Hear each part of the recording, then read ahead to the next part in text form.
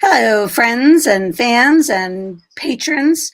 Today is Character Month continuing on. It's January 21st, and we're going to be doing flaws and what did I say? Flaws and fears. Fears and flaws. This is of the this character, is, of the this main is our character. behind the scenes. Stay tuned.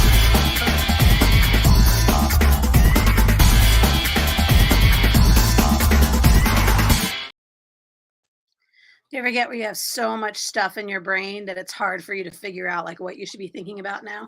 I was listening to a podcast on the way down this morning, and finally I was like, I just have to stop with this. Like, I don't have room in my brain for this podcast right now.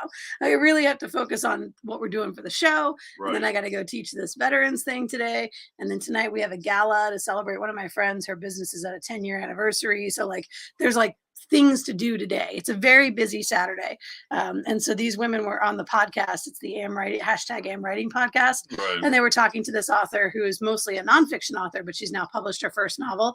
And as they were talking, like finally I was just like, yeah, I just don't have room in my life for the millennials today. Like I just don't. I'm done with you. So it's Saturday morning. We're in the studio, Rex and me. We're going to be talking about character flaws and fears. And I combined these two into the same episode, but I think we might end up, it might actually be two separate episodes. Okay, sounds good. So let's start with the fears piece. Why is it important for our characters to have fears? Well, you mean the main character or all the characters? All the Make characters? them all have fears. Because everyone does have fears.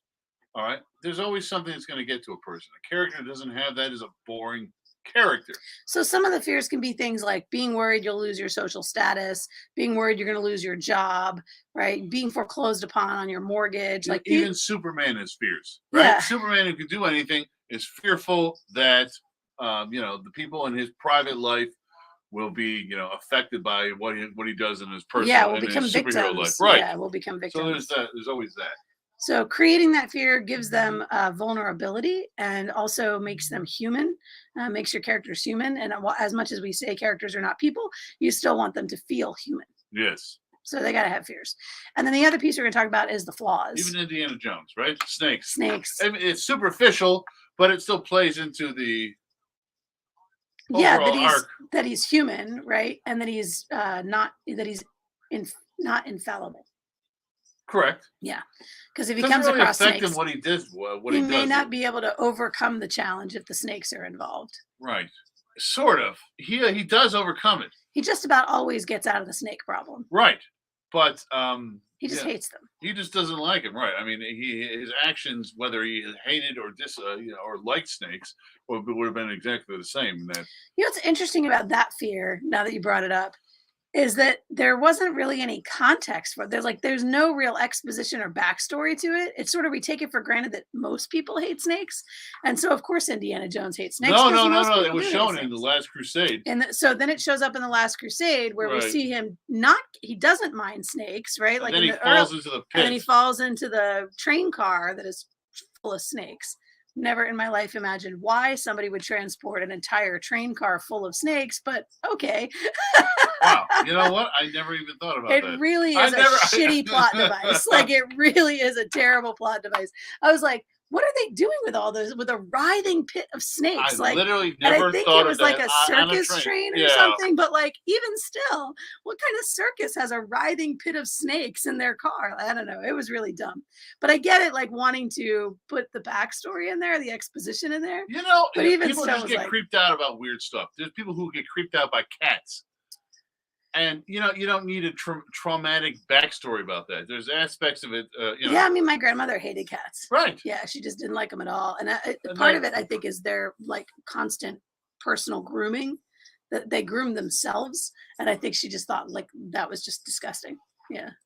I guess. Well, you see, again, you don't need something so he didn't like snakes. I mean, snakes are weird. Yeah. Snakes are alien and different. They don't have legs and they move. They're evil. Yes. That would be Charlie's take. They don't have legs, but they move. They're evil.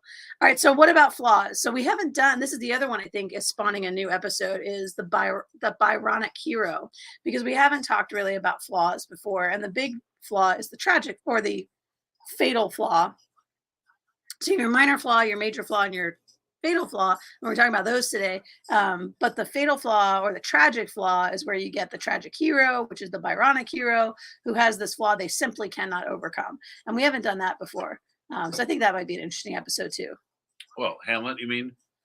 Yeah, something like that. Procrastination affecting will grow up. Othello. That's more Shakespeare. You call it Byronic. I always think it is more Shakespearean. Well, I think they call it Byronic because Byron himself was considered to be a tragic hero. Where in Byron? Yeah. How is he a tragic hero? Oh, He's just a junkie. He's just a junkie. With too much money. I don't know about that. Why is he a tragic hero? We'll have to get into it.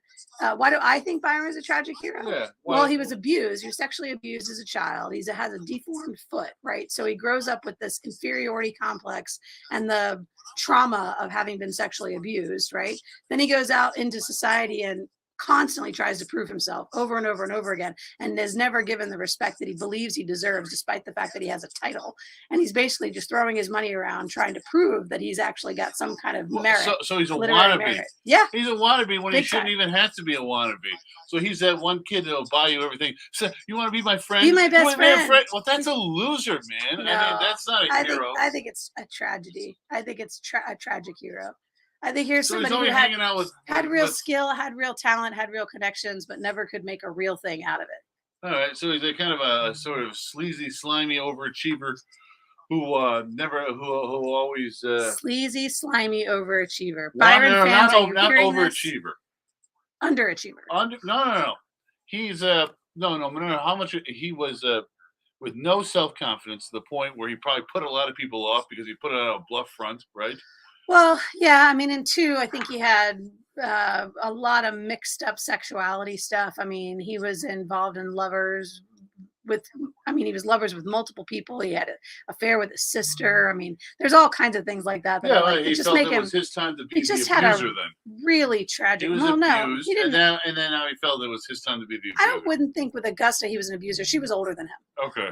I mean, I don't think that he abused her, but I think that the idea that he saw sexuality in relationships where it shouldn't exist was a product of that. Probably. But anyway, Byron.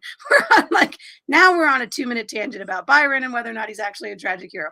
I will look it up and we will do that. We'll do the Byronic hero and we'll talk about why it's named that. Right. We'll do a whole episode on that. In the meantime, today is flaws and fears. And those of you who are supporting our show, we're grateful to you. And for 7 minutes now, we have wasted your time. So please let us know what we can do to help you. Wasted time. I thought it was very interesting. Promote your work. Thanks for being here for our warm-up session. And we will see you guys on the air in just a minute.